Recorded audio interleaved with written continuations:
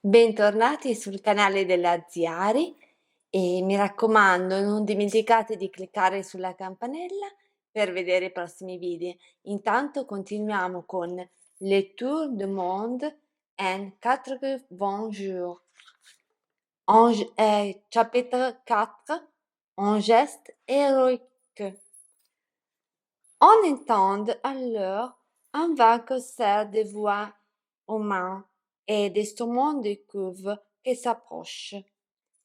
Les guides sautent à terre et s'efforcent d'un besoin épais.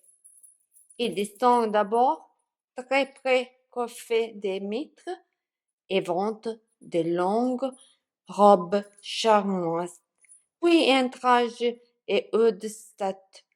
Muni de plusieurs bras, celui-ci a la garde à garde, la langue pendant, des lèvres tentant des hennées et des bételles. À ce coup, elle porte un collier de têtes de morts et à ce flanc, une ceinture de mains coupées. Il s'agit de la déesse Kali, la déesse de la préservation, de la transformation et de la destruction. Lorsqu'elle revient, le guide annonce en point mot. C'est un soutil? Qu'est-ce que c'est un soutil? Demanda Philippe Fogg. À la mort de leur mari, les épouses acceptent d'être brûlées vives avec leur mari.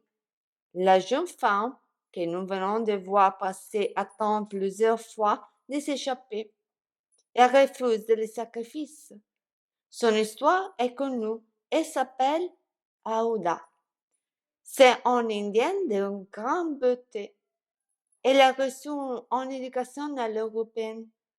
Elle est devenue veuve 3 mois après avoir été mariée à un vieux prince. Elle sera sacrifiée demain à lever du jour. Cet coton existe encore, s'étonnait Philippe Fogg, sans tracher les moindres émotions. La malheureuse brûlée vive, murmurait Passepartout. On peut être sauvé ses femmes. On n'a que quelques heures d'avance sur notre itinéraire, ajoute Philippe Fogg. Vous savez, ajoute la guide, que nous risquons notre vie si nous sommes pris. Ainsi que mes concerts, je suis prête, répondent Philippe Fogg. Moi aussi, dit à son tour Passepartout, avec enthousiasme. Passepartout, heureuse de découvrir vraiment chez Philippe Fogg en cette accessibilité. On aime sous cette enveloppe de glace. C'est ainsi qu'après avoir pris leur décision, ils se rendent avec l'aide des guides sur le lieu où la jeune femme est prisonnière. Une demi-heure de marche leur suffit pour arriver à la pagode. Ils discutent alors, cachés dans la forêt, qui entoure le temple, des moyens de sauver la jeune femme. Malheureusement, il y a des gardes armés partout. Il arrive à la conclusion que rien ne peut être tenté pour la sauver. Il se simplement perdre espoir lorsque Passepartout annonce que peut-être a une idée, sans rien révéler. Il suggère juste d'attendre le lendemain matin pour agir. Au lever du jour, lorsque la foule et les gardes se réveillent pour accomplir le supplice,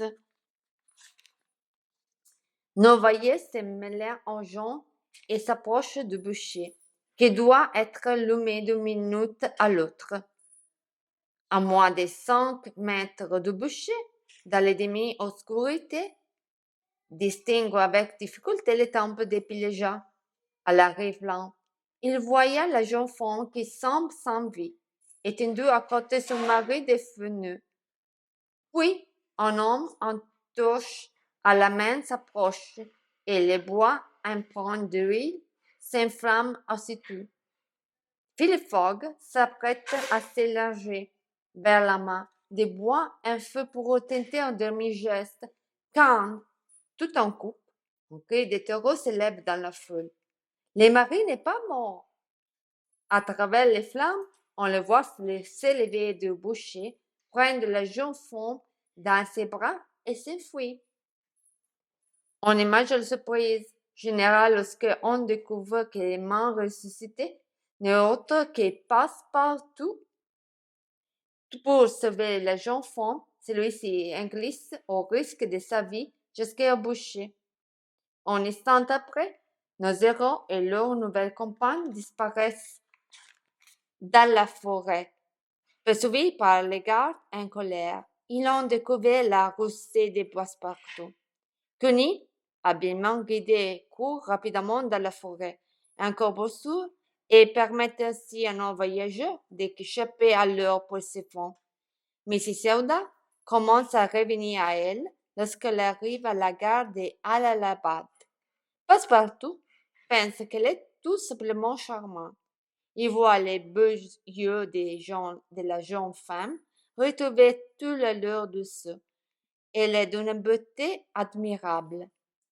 Phileas Fogg remercie la guide pour ce dévouement et lui offre Cuny. En le fond, c'est la fortune assurée pour ce jeune guide. Après des touchants adieux, Phileas Fogg, Passepartout, Sir Francis Cromarty et Mrs. Ada prennent donc le train en direction de Calcutta. À midi et demi, le train s'arrête à la station de Benares. C'est là que Mrs. Cromarty s'arrête pour rejoindre ses troupes qui campent à quelques milles au nord de la ville. On se sépare et on se dit adieu. Puis le train repart et pénètre dans la vallée du Gange lorsque la jeune femme répond tout à fait conscience. Phileas Fogg se présente et lui raconte tout ce qui s'est passé. Mrs. Selda est très aimée. On risque leur vie pour elle. Enfin, elle arrive à 7 heures du matin à Calcutta. Le paquebot pour Hong Kong n'est pas qu'à midi. D'après l'itinéraire de Phileas Fogg, il s'en est retard ni avance. Les 2 jours à gagner entre Londres et Bombay ont été perdus.